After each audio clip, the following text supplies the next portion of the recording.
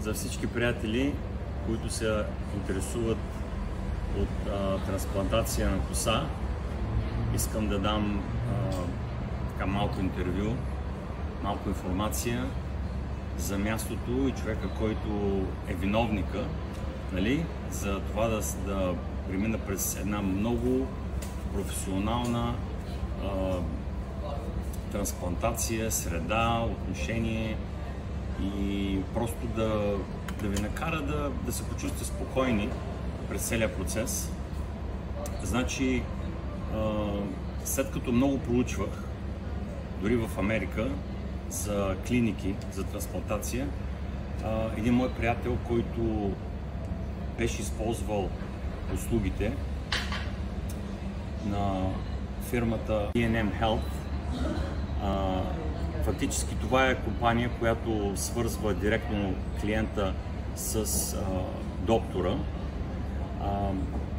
Реших да пробвам, реших наистина да разбера, нали, какъв е целият плюс, какъв е целият процес, защото когато дойдете в една държава, в която не говорите езика, вие имате нужда някой да бъде зад гърба ви, някой да ви защитава интересите и същевременно да знаете, че никой няма да се възползва от вас. И фактически това е фирмата, компанията, която E&M Health, която помага в този процес. И тъй като вече бях решил да направя тази трансплантация, още от стъпването ми на гарата, фактически тази компания организира взимането от гарата или от аерогарата, и дори да сте с личен автомобил, те организират стъпка по стъпка от началото до края цялата организация. След като ме взеха от гарата, бях настанен, всичко им беше обяснено, часът, процедурите, които трябва да се направят и, разбира се, времето за възстановяване и обратно до връщането. Целият този процес се поема лично от фирмата и тя е организатора. Те стоят даже близко до вас, превеждат.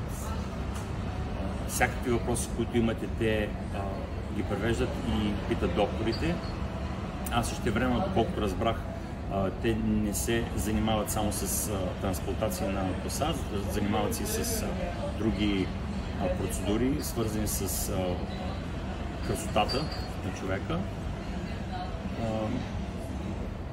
С две приказки, колкото искате да подобрите външен си вид, те имат, фирмата работи с най-добрите доктори и специалисти, включително в медицинската среда, включително и професори, доктори в големите болници. Значи за всички желаящи да си направят трансплантация на коса, E&M Health и особено Мехмет, аз наистина се доверих на него, на компанията и най-вече Мехмет го приемам дори като приятел, по простата причина, че той се отнася много лично към всяка една стъпка на целия процес и, разбира се, към всеки един човек, който е свързан с процедурата.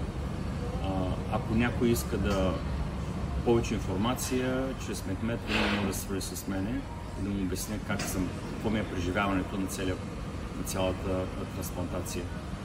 Много ще съм щастлив, ще видим в близко бъдеще как се развият нещата. По всяка вероятност Мехмет ще сложи снимки след 6 месеца и след една година. Нека да следва неговия профил, Instagram, Facebook и, разбира се, компанията E&M. Много благодаря, Мехмет.